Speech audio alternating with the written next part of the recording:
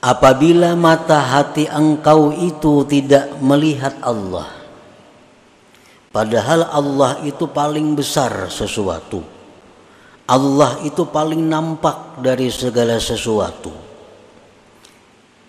Apabila mata hati kita tidak bisa melihatnya, maka berarti ada sesuatu pada engkau yang mendinding engkau daripada menyaksikan Allah Subhanahu wa ta'ala.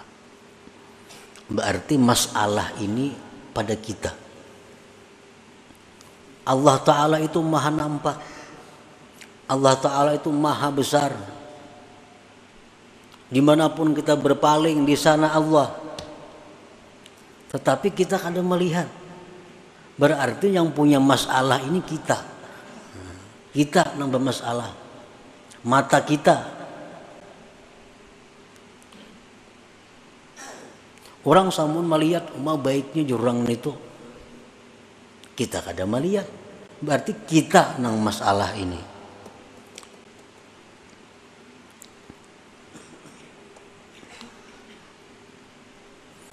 Nah, apakah sebabnya kita itu tidak bisa musyahadah kepada Allah? Apa sebabnya kita ini kada bisa ingat lawan Allah? Kadang-kadang kita di hadapan Baitullah, ya tuh kada ingat lawan Allah. Padahal yang di hadapan kita ini adalah Baitullah. Amun di pasar kada ingat karena raminya orang, sibuknya orang. Lalu kita kada ingat lawan Allah. Ini kadang-kadang kita rahatan sembahyang, rahatan membaca kalam Allah Al-Quran, membaca tabarak nih, maghrib, membaca yasin. Kita kada ingat lawan Allah. Ini berarti di dalam diri kita ini ada penyakit, ada sesuatu yang menyebabkan kita kada bisa ingat, kada bisa musyahadah kepada Allah. Nah, wa idza lam tarahu wa huwa akbaru wa azharu min kulli syai' fa syai'un fika yahjubuk an musyahadatihi. Bila mata hati engkau tidak bisa melihat Allah, padahal Allah itu maha besar, Allah itu maha nampak dari tiap-tiap sesuatu, maka ada sesuatu pada diri engkau yang mendinding engkau daripada memandang atau musyahadah kepada Allah.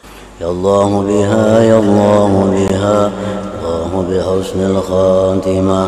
Ya Allah biha, ya Allah biha, Allah biha husnul khatimah.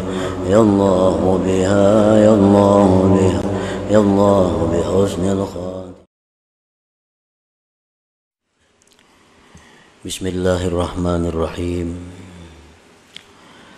Alhamdulillahilladzi tanazzaha 'anis satiri wal hijab wa zahara fi kulli syai'in lidzawil albab. Asyhadu an la ilaha illallah wahdahu la syarika lah al-malikul wahhab. Wa asyhadu anna sayyidana Muhammadan abduhu wa rasuluhul awwab. Allahumma salli wa sallim ala sayyidina Muhammadin al-hakimi bil adli was sawab wa ala alihi wa sahbihi wa zurriyatihi ila yaumil ma'ab. Salatu wa salaman daimaini mutalazimaini ila yaumil hisab. Amma ba'du. Yang kita hormati dan kita cintai para habaib dan alim ulama, para muhibbin, hadirin, hadirat, rahimakumullah. Alhamdulillah, segala puji bagi Allah atas anugerah yang selalu dilimpahkan kepada kita. Salawat dan salam kepada junjungan kita Nabi besar Muhammad sallallahu alaihi wasallam dan kepada para sahabat, zuriat dan pengikut beliau sampai hari akhir.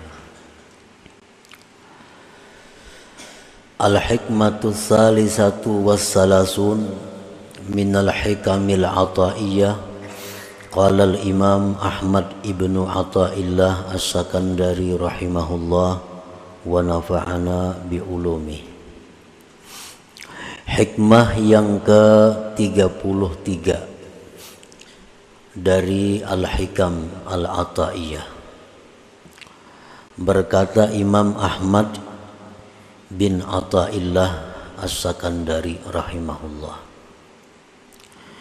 al-haqqu laisa bimahjubin anka, innamal mahjubu anta anin nazari ilaih. Idh law hajabahu syai'un lasatarahu ma hajabah, walau kana lahu satirun lakana liwujudihi hasirun, wa kullu hasirin li syai'in fahuwa lahu qahir, wa huwal qahiru fauqa ibadi. Yang artinya hikmah ke-33, bermula Tuhan kita Allah Subhanahu wa ta'ala, tidaklah dia terdinding daripada engkau. Hanya saja yang terdinding itu adalah engkau daripada memandang kepadanya. Karena jikalau mendinding akan Allah oleh sesuatu, niscaya menutupi akan Allah oleh sesuatu yang mendinding dia. Jikalau ada bagi Allah sesuatu yang menutupi, niscaya bagi adanya Allah itu ada yang membatasi. Dan tiap-tiap yang membatasi bagi sesuatu, maka yang membatasi itu bagi yang dibatasi menguasai, mengalahkan. Sedangkan Allah maha mengalahkan di atas hamba-hambanya. Para muhibbin rahimakumullah, itulah kurang lebihnya terjemah daripada hikmah yang ke-33. Maksudnya adalah yastahilu fi haqqihi ta'ala al-hijabu fala syai'a yahjubuhu li'annahu akbaru kulli syai' wa azharu kulli syai'. Mustahil artinya tidak diterima akal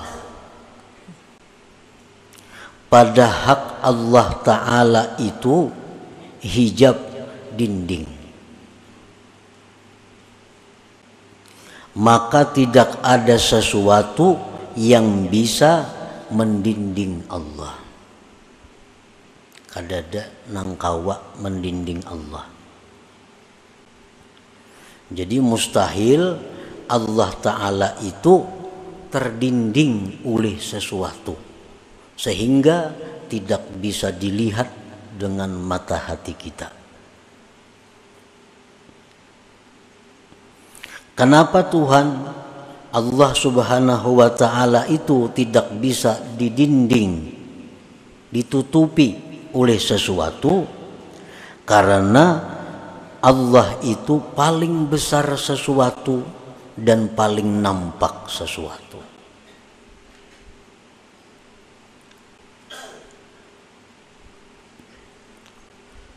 Allah itu maha besar. Selain daripada Allah itu kecil. Maulah nang kecil ini melindungi lawan yang maha besar. Kan mustahil.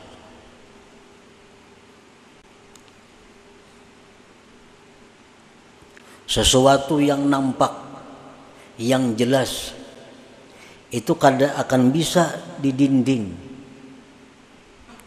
ditutupi oleh sesuatu yang samar, yang kada jelas.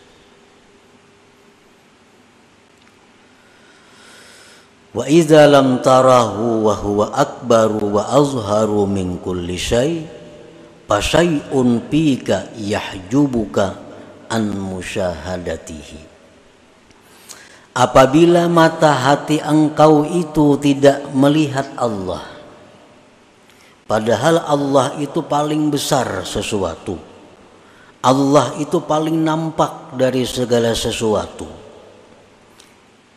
Apabila mata hati kita tidak bisa melihatnya, maka berarti ada sesuatu pada engkau yang mendinding engkau daripada menyaksikan Allah Subhanahu wa ta'ala.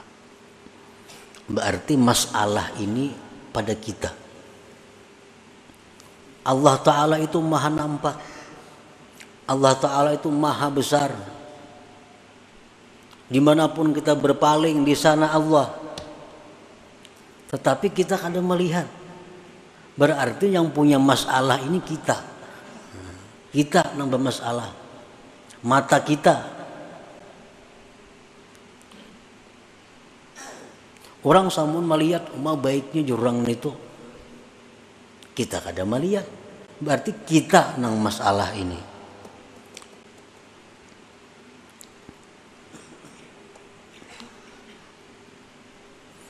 Nah, apakah sebabnya kita itu tidak bisa musyahadah kepada Allah? Apa sebabnya kita ini kada bisa ingat lawan Allah? Kadang-kadang kita di hadapan Baitullah, ya tuh kada ingat lawan Allah. Padahal yang di hadapan kita ini adalah Baitullah. Amun di pasar kada ingat karena raminya orang, sibuknya orang. Lalu kita kada ingat lawan Allah. Ini kadang-kadang kita rahatan sembahyang, rahatan membaca kalam Allah Al-Quran, membaca tabarak nih, maghrib, membaca yasin. Kita kada ingat lawan Allah. Nah, ini berarti di dalam diri kita ini ada penyakit, ada sesuatu yang menyebabkan kita kada bisa ingat, kada bisa musyahadah kepada Allah. Nah, wa idza lam tarahu wa huwa akbaru wa azharu min kulli syai' fa syai'un fika yahjubuk an musyahadatihi. Bila mata hati engkau tidak bisa melihat Allah, padahal Allah itu maha besar, Allah itu maha nampak dari tiap-tiap sesuatu, maka ada sesuatu pada diri engkau yang mendinding engkau daripada memandang atau musyahadah kepada Allah. Nah, para muhibbin rahimakumullah, di dalam sembahyang berapa kali kita diperintahkan untuk melapazkan Allahu Akbar? Berapa kali? Mulai nang wajib sampai nang sunat. Nah, tujuannya apa? Tujuannya supaya kita ini ingat bahwa yang maha besar itu Allah. Yang perlu diingat itu adalah Allah. Yang perlu ditakuti itu adalah Allah. Yang perlu diharap itu adalah Allah. Begitu kita hendak berdiri, siap menghadap kiblat, kita disuruh Allahu Akbar. Nah, Allah maha besar. Artinya apa? Supaya mulai kita ucap Allahu Akbar itu nang lain ini hilangan karena halus-halus. Setiap kali kita berhadapan dengan nang besar, ada nang halus-halus, nah halus tuh ada kelihatan lagi. Nah, makanya disuruh Allahu Akbar. Hendak ruku, supaya ruku kita ini bujur-bujur kepada Allah. Jangan sampai di dalam ruku itu ada hati kita selain Allah. Disuruh pulang kita Allahu Akbar, hanya ruku. Nah, jadi ini merupakan peringatan-peringatan tanbihat agar kita selalu memandang, selalu mengingat yang memang berhak untuk diingat. Karena itu yang maha besar, yang maha nampak.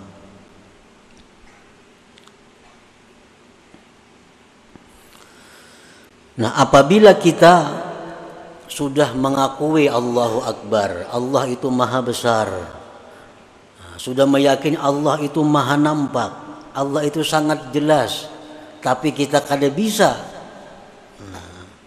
melihatnya, kada bisa mengingatnya, berarti ada penyakit di dalam diri kita yang wajib kita hilangkan penyakit itu. Yang wajib kita tinggalkan penyakit itu.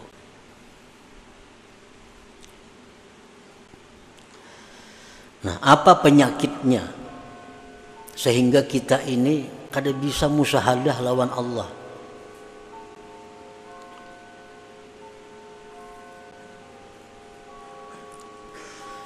Disebutkan oleh Imam Ahmad Ibnu Athaillah di dalam hikmah yang berikutnya. Al-hikmatur rabi'atu wassalasun. Ini hikmah yang ke-34 ini menjelaskan kepada kita penyakit yang menyebabkan kita selalu lupa kepada Allah. Ukhruj min awsafi basyariyatik an kulli wasfin munakidin li'ubudiyatik litakuna linida'il haqqi mujiba wa min hadratihi qariba. Keluarlah engkau dari sifat-sifat kemanusiaan engkau, dari tiap-tiap sifat yang bertentangan dengan kehambaan engkau, agar engkau bisa menyahut panggilan Tuhan dan bisa dekat kepada hadrat Tuhan. Nah, jadi ternyata yang menyebabkan kita ini kada bisa musyahadah kepada Allah, yang menyebabkan mata hati kita ini selalu terdinding daripada menyaksikan Allah, ternyata penyebabnya adalah sifat-sifat basyariah kita, sifat-sifat kemanusiaan kita yang bertentangan dengan kehambaan kita. Kan kita nih hamba, kita mengakui pada kita nih hamba, tetapi sifat-sifat hamba itu kada kita hiraukan dalam diri. Kita mengakui hamba, tetapi kita kada memperhatikan apa sebenarnya yang dilakukan seorang hamba itu.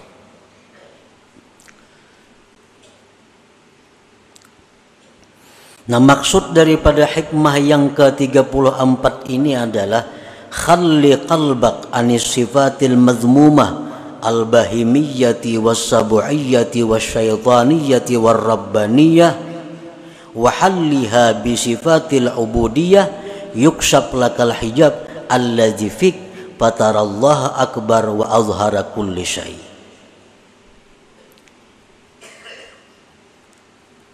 Bersihkan hati engkau dari sifat yang tercela,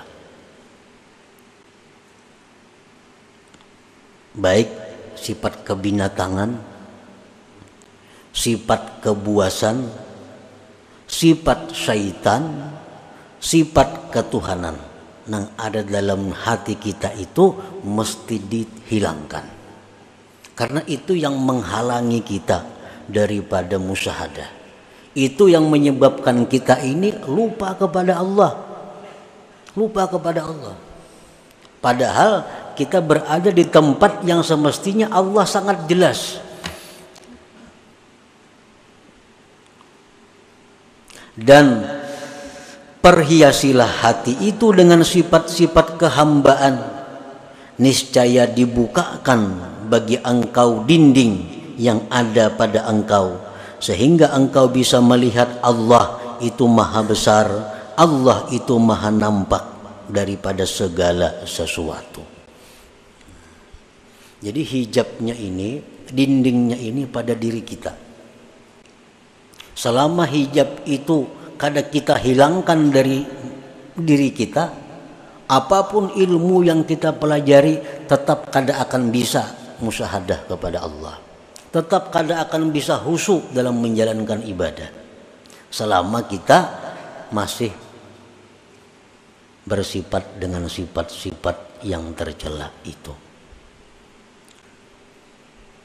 Ini masih ada hubungannya dengan hikmah yang ke-32 minggu dahulu. Ini telah disebutkan pada minggu dahulu bahwa yang utama bagi engkau itu adalah menghilangkan keaiban diri engkau. Itu yang utama.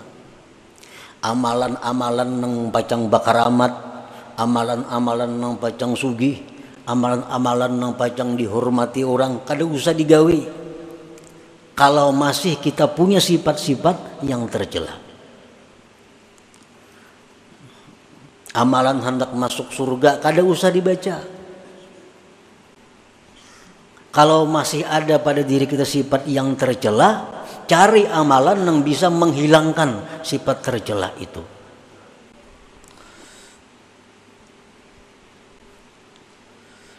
Sifat bahimiyah. Kita lahir ke dunia, seorang manusia ini disertai dengan 4 sifat itu. Sifat kebinatangan, kebuasan, sifat syaitan, dan sifat ketuhanan. Keempat-empatnya ini mesti dibersihkan. Sifat bahimiyah itu macam apa? Kebinatangan itu kaqada'i syahwatil batni wal farji wa ma yatba'uhuma min hubbiz zina wa hubbil mal. Sifat kebinatangan yang ada pada diri kita ini adalah selalu ingin meluluskan syahwat perut dan syahwat kemaluan. Ini sifat kebinatangan. Nang jadi prioritasnya adalah makan dan kawin. Bahasa kitanya itu. Pikirannya nih makan lawan kawin. Nah ini sifat kebinatangan yang menyebabkan kita kada kawa ingat lawan Tuhan.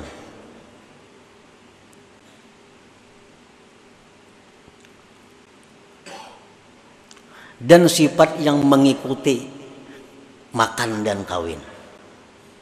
Kenapa namanya mengikuti? Pertama, kalau orang ketujuh makan itu pasti ketujuh lawan duit, karena kada kawang makan kada berduit. Bila orang ketujuh kawin itu ketujuh berhias, berhias perlu duit. Kawin tuh perlu berhias. Nukar baju nang hanyar, nukar ini, nukar itu, beraksi supaya dilirik orang, supaya diketujui orang, berhias, berdandan, biaya mahal. Nah perlu kepada duit.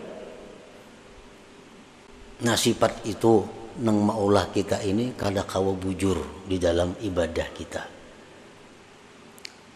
Rahatan sambahyang nang dipikirkan mbah ini kan aku makan apa? Narahatan sembahyang. Imbas sembahyang nih. Ini imbas sembahyang nih kasaruan kayaknya nih. Napa ka iwaknya di saruan nih? Dalam sembahyang dikirakan iwak di saruan nih napa? Nah, ini sifat kebinatangan. Nah, itu nang kita bujurakan. Jadi amun ada amalan-amalan nang supaya hilang, nang supaya bersih kita dari sifat kebinatangan, itu amalan yang perlu kita amalkan. Misalnya ada amalan bila kita baca ini kita akan bisa mengendalikan nafsu kita. Nah itu amalan yang paling bagus dibaca. Kada usah minta amalan yang ilmu laduni, kada usah. Kada usah minta amalan supaya doa mustajab, kada usah. Kada usah minta amalan supaya rezeki datang, kada usah. Selama dalam diri kita ada sifat yang tercela. Sifat kebuasan, kal ghadab, seperti marah. Marah tuh buas. Sedikit-sedikit sari, sedikit-sedikit sari. Nah orang nang penyarikan ini terdinding juga, kada akan bisa musyahadah kepada Allah. Kal ghadab wa adamir ra'fati war rahmah, ketiadaan sayang kepada makhluk Allah. Itu sifat kebuasan. Sifat syaitaniyah, kal hasadi, seperti dengki. Dengki ini sifat syaitan. Syaitan sangat dengki kepada kita karena kita ini adalah manusia yang diberi Allah macam-macam keistimewaan. Dan ingin selalu berusaha menghilangkan keistimewaan yang ada pada diri kita itu. Apalagi sifat syaitan itu idmarisu, menyembunyikan kejahatan di dalam dirinya. Syaitan tuh pikirannya supaya orang tuh ke neraka itu aja. Nah, jadi pikiran syaitan itu supaya orang tuh tak masuk neraka, supaya orang itu maksiat. Nah, kalau dalam diri kita ini ada pikiran supaya orang itu kalah daripada kita, supaya orang itu rugi, kita nang untung, supaya orang itu sakit, kita nang nyaman. Nah, selama pikiran itu ada pada diri kita, berarti kita ini ada sifat syaitan. Sifat syaitan. Dan itu mendinding kita daripada ingat kepada Allah. Wa sifatur rabbaniyah, sifat ketuhanan itu apa? Sifat ketuhanan itu kal isti'la, seperti hendak berkuasa. Orang ini ketujuh hendak jadi ketua aja gawiannya. Bila kada jadi ketua, nya mundur. Kita berkumpulan di kampung nih. Nya hendak jadi ketua, diulah wakil, nya mundur. Ini sifat ketuhanan. Kan Tuhan tuh menguasai. Apalagi sifat ketuhanan hubbul madah wassana. Orang ini ketujuh dipuji, diambung. Nah, bila dipuji, bila diambung, wah, sanang banainya. Minum gini biriakannya. Hubbus sana. Bila dalam diri kita ini ada sifat macam itu, suka dipuji orang, apalagi mencari-cari pujian. Nah, itu sudah. Nah, jadi itu pendinding kita nang maulah kita ini kusut beribadah kada kawalawas, datang pendudian bulik pendahuluan, datang pendudian bulik belakalakas pendahuluan. Ini kan apa? Nah, karena ada sifat-sifat yang tercela ini nah, dalam hati. Mungkin kita berilang ke rumah orang umpamanya, bilang ke rumah orang, ampun rumah kada mau menghadapi, ampun rumah kada mau menghadapi, apalagi nyurungi banyu kada mau, menghadapi aja kada mau. Pasti pikiran kita napa? Nak lakas bulik kayak gitu, nak lakas bulik kayak gitu. Apa orangnya kada menghadapi, banyunya kada ada keluar. Nah kayak itu juga kita beribadat di majelis taklim di masjid. Kalau Allah itu berpaling dengan kita, nak lakas tuh bulik. Kenapa? Ini ampunnya kada menghadapi. Nah, tapi kalau orang-orang yang dihadapi Allah, apalagi di tempat ibadah itu dijauh oleh Allah, nah, semalaman tahan duduk.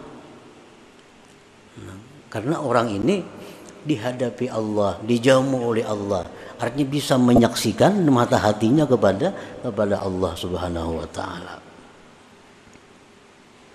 Dan ini kebanyakan kita. Nah, apa aja urusan kebaikan nak lakas tuntung.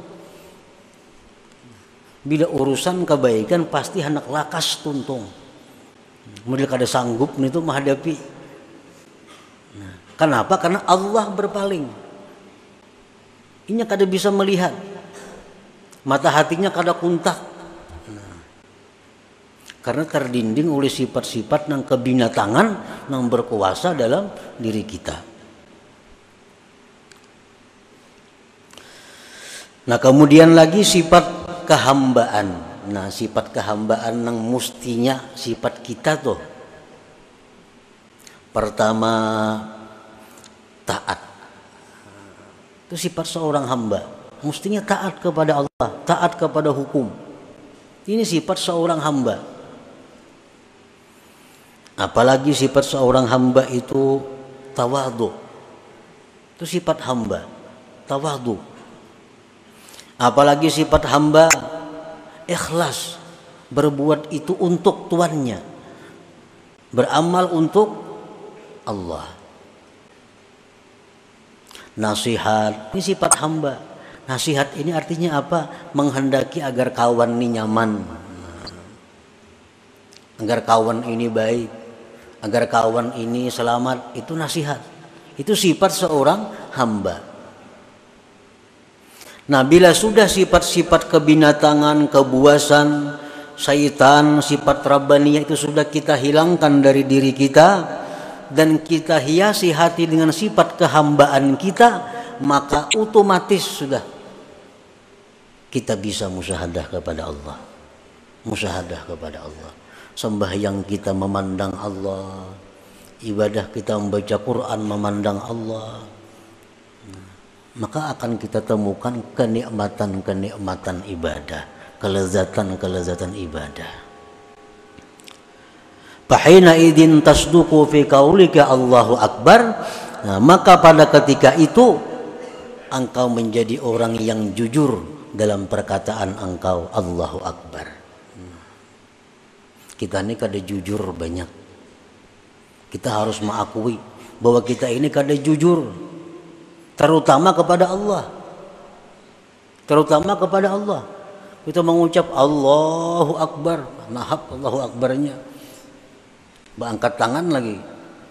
Tapi pada praktiknya kita kadang menganggap Allah itu yang besar. Ada usaha kita yang maha besar, ada duit kita yang maha besar, jabatan kita yang kita agungkan mati-matian. Ini kada jujur dengan Allah. Dalam sembahyang, inna salati, sembahyang ulun, wa nusuki, ibadah ulun, wa mahyaya, hidup ulun, wa mamati, mati ulun, lillah, bagi Allah Rabbil Alamin. Itu pengakuan dalam sembahyang. Jujurlah kita itu, hidup kita ini untuk Allah. Jujurlah kita mati untuk Allah. Jujurlah kita beribadah untuk Allah.